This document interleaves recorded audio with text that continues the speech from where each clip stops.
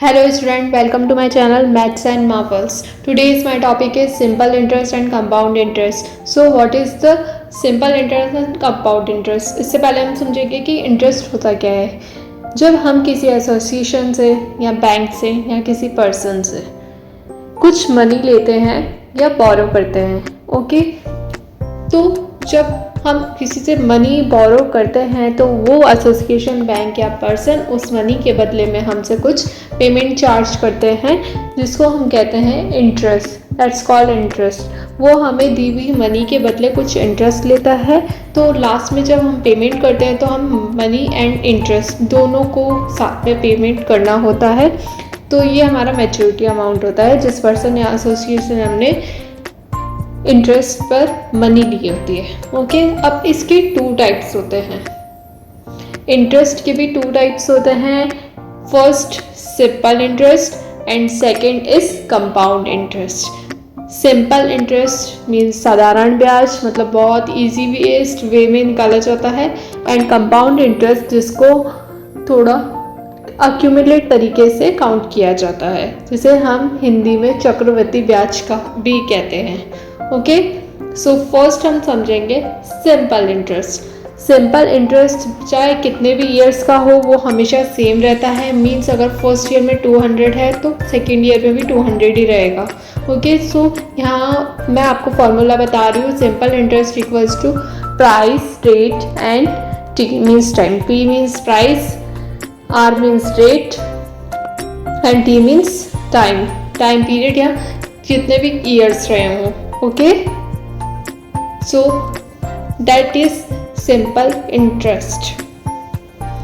अब मैं एक एग्जांपल से आपको समझाती हूँ। यहाँ हमने प्राइस रखी है 10,000, रेट है 2% एंड टाइम ऑफ ईयर्स है 3 ईयर्स। ओके, सो फॉर्मूले के अकॉर्डिंग अपनी अपनी डिजिट को पुट कर देंगे।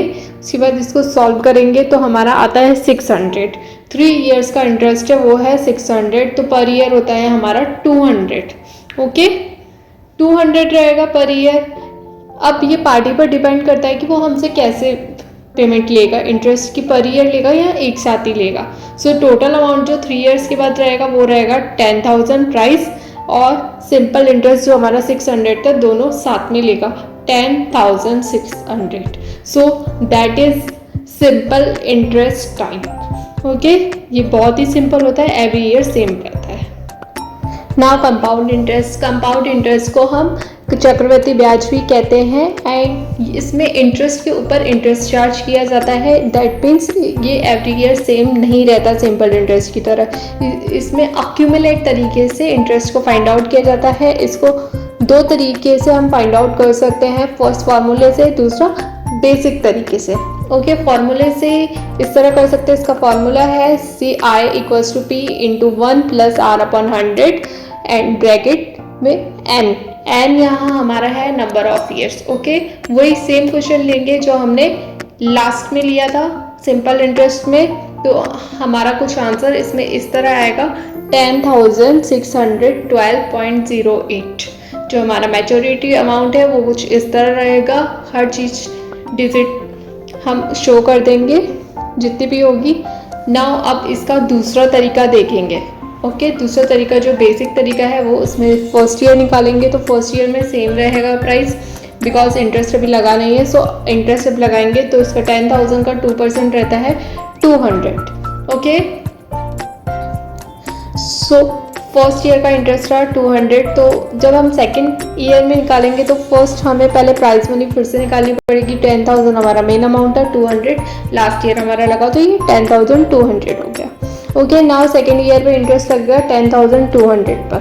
तो 10,000 का 200 का 2% होगा हमारा 204। ओके, सेकेंड ईयर का इंटरेस्ट है 204। नाउ थर्ड ईयर का प्राइस निकालेंगे तो 10,200 जो हमारा सेकेंड ईयर का लास्ट रहा था, इसमें लास्ट का इंटरेस्ट छोड़ेंगे तो 204 इक्वल्स टू 10,404। नाउ इसका हमें 2% निकालना है तो इसका 2% रहेगा 208.08। ओके, सो ये हमारे 3 ईयर्स के इंटरेस्ट रहा। तीनों ही साल हमारा इंटरेस्ट डिफरेंट रहा है। सो इसका मैच्योरिटी अमाउंट रहेगा 10,404 में 208.08 हम ऐड करेंगे तो 10,612.08, जो हमारे फॉर्मूले वाले तरीके से भी यही आंसर आया था और हमारे इस बेसिक तरीके से भी यही है। तो आपको जो भी इजी लगे आप वो कर सकते हैं। इससे लेकर आपको कोई भी क्वेरी हो प्लीज़ कमेंट में ज़रूर बताएं। Thank you for watching.